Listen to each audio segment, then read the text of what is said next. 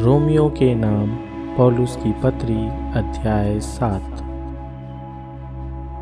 हे भाइयों, क्या तुम नहीं जानते, मैं व्यवस्था के जानने वालों से कहता हूँ कि जब तक मनुष्य जीवित रहता है तब तक उस पर व्यवस्था की प्रभुता रहती है, क्योंकि विवाहिता स्त्री व्यवस्था के अनुसार अपने पति के जीते जी उससे बंधी है।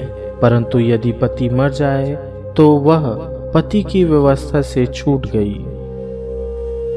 इसलिए यदि पति के जीते जी वह किसी दूसरे पुरुष की हो जाए तो वह विचारनी कहलाएगी।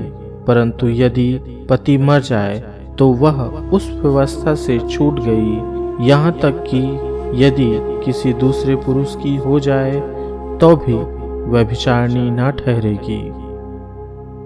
वैसे ही हे मेरे भाइयों, तुम भी मसीह की देह के द्वारा व्यवस्था के लिए मरे हुए बन गए कि उस दूसरे के हो जाओ जो मरे हुओं में से जी उठा, ताकि हम परमेश्वर के लिए फल लाएं।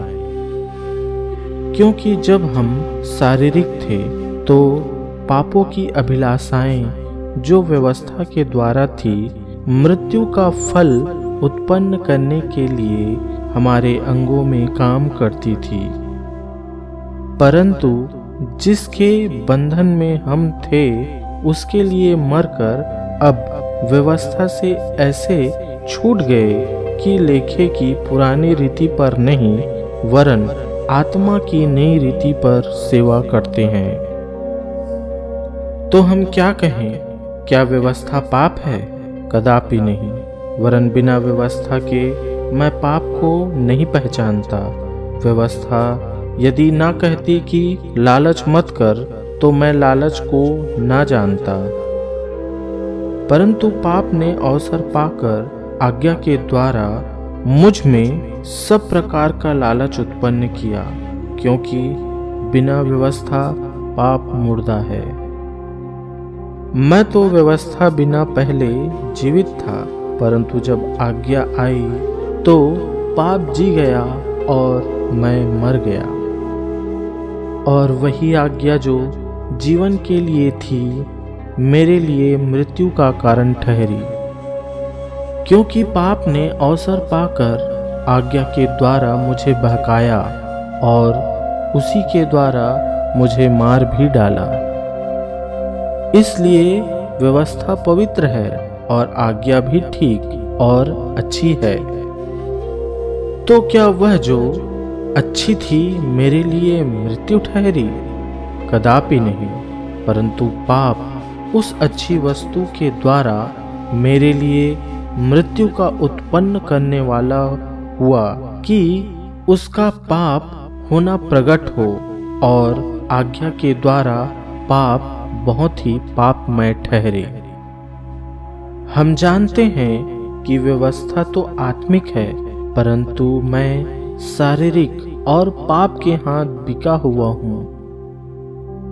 जो मैं करता हूँ उसको नहीं जानता, क्योंकि जो मैं चाहता हूँ वह नहीं किया करता, परंतु जिससे मुझे घृणा आती है वही करता हूँ।